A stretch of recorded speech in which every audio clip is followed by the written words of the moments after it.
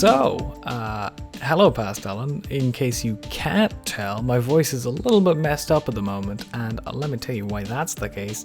That's because Peter was here. Yeah, so with the end of the pandemic and things coming out of lockdown, we can travel around a lot.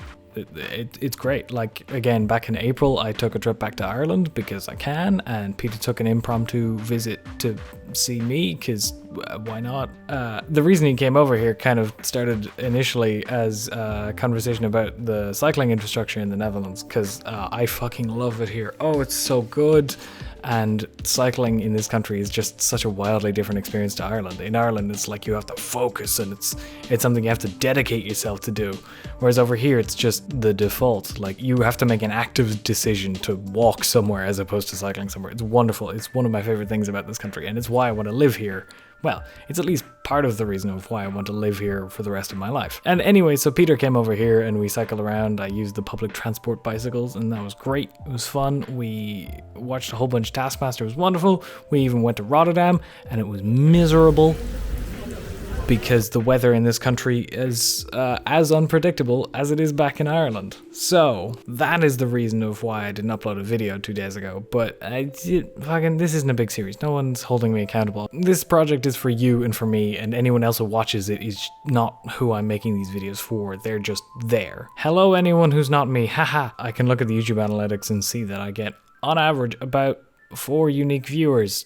So tells me not much. In terms of the exam that you just did, you were worried about that. You were kind of a little bit caught off guard because depression and such meant that you weren't working towards it. Yeah, don't worry about it. You got like one of the highest grades possible. It's fine. This is something I've discussed earlier in the series, in that you and I are talented, but we're very lazy and very mentally ill, and so we're not actually doing nearly as enough as is possible, but we're just surviving because of luck, I guess. Like, I didn't choose to be talented. No one chooses to be untalented, and so on and so forth. It's just I kind of naturally have an easier time with certain cognitive tasks than other people. So anyway, that's the only thing that's keeping me attached to university. Yeah, spoiler alert, past Ellen, things get worse for you because this whole depression stuff, you don't really deal with it, and then over summer you kind of get out of the loop of being productive, and then when you come back to second year, you're not really as motivated. You do super well this year. You get every single exam passed, you get all of the requirements, no problems whatsoever, and that puts you in a position where you don't go into second year with enthusiasm. You just kind of meander through, and then it kind of bites you in the backside. So now I have to pick up the pieces. What you're experiencing at the moment is success despite everything, and luckily it means that you're still in the course. It means that I get to do the course. It means that we will get our degree eventually, but the downside of all this is, of course, we're developing shitty habits. Or rather, you're developing shitty habits, and I'm working to undevelop them. Jesus. I also liked you calling attention to your setup at the moment, because I think it's very amusing. Like, I'm currently using the setup that you eventually settle on. It's a light, camera, and a desktop microphone, because it sounds the best, and it looks the best, and having a bigger sensor and a higher bit rate, 9 times out of 10, just looks better than having a high resolution. Like 4K on the Osmo doesn't look as good as 1080p on this camera because of reasons. I'm not going to go into them. Like, modern smartphones are doing so much computational processing just to try and emulate what you get naturally from a camera. The technical limitations of a small sensor are and it's up to the very, very smart programmers and artificial intelligence stuff that's out there to try and make them look like a normal good camera. Frequently, I go off on tangents thinking, maybe I should upgrade my camera because, it's 6 years out of date. I may as well look into it, see what's changed in the industry or whatever. Yikes is all I could say. The introduction of the smartphone has more or less killed the cheap camera industry. Like, yeah, you can get shitty action cameras that you can strap onto whatever, and they'll cost you like 40 or so euro, but cameras that are just for the regular folk have more or less died. They've either turned into a weird form factor like with the Osmo, or they're targeting exclusively professionals. And so now whenever I go looking at like, oh yeah, I want this feature and that feature and this feature, otherwise it's not worth upgrading, then the internet spits back, oh yeah, you need to pay $5,000 for that. So yeah, as much as I keep thinking about how I'd want to upgrade this setup and whatever, it's not worth it for me because it's so much money, and none of these videos make any money for me.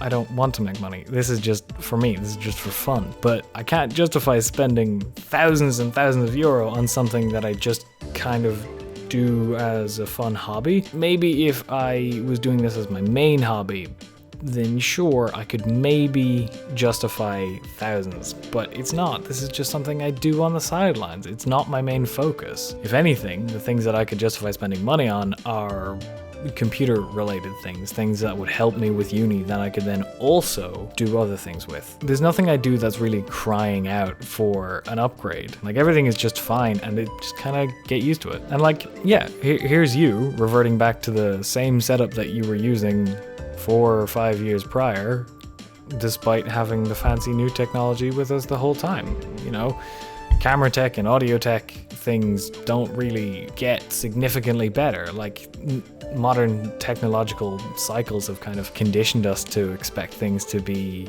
better and newer every single year, but often that's just not the case. So why bother upgrading, you know? Yeah, only as I'm filming this and looking into the viewfinder off to the right do I realize that having the window with the clouds in the background probably not the best, because this has auto ISO and it just keeps changing the exposure and the picture's coming out looking a bit weird, so sorry about that. Anyway, you asked about 3 updates yesterday.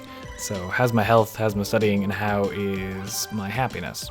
Those 3 things. So let's start with happiness. In general, I'm not as like tragically depressed as you are. Like the ADHD medicine that I have is doing wonders for me, because like a problem with ADHD is that you don't really generate dopamine in the same ways, and dopamine is the motivation hormone, it's also the happiness hormone. So eventually, now having both escitalopram and lisdexamfetamine, it's just doing wondrous things to my mood stability. The cycles don't have such a strong peak. Like I'm not as depressed, but simultaneously I'm not, you know, as manically happy. I'm more stable in my mood, but I don't think I can say with good conscience that I am happy or content in my place of being. Like, my life could be better. There are things that I want to improve on. There are things that I want to work on, but I don't think I'll ever be in a position where I don't want to do that. So the baseline, I guess, is that yeah, I'm more content or more happy or more stable, but I'm not happy. Like, I've not reached that level yet. And even once I can say that I am a happy person, I don't think I'll be able to say that there's nowhere to improve to. I don't think that's how human brains work at all. I don't think we ever go, okay, I'm good with this, let's do nothing. Because then where do you go from there? What do you do for the rest of your life? There's been an improvement, but not as much as you were hoping. The health and the studying, I partly blame you for this, but the motivation to do work at the start of second year has meant that I now, at the start of third year, will have to resit multiple exams. So no, I haven't really found a good balance between studying and living, but there's no but. That's just a statement. But hey, summer break in a little while. That's good news for us, I guess. I think that's all I have to say. I hope that answered your questions, even though I didn't really say much, but past Alan, I will see you tomorrow.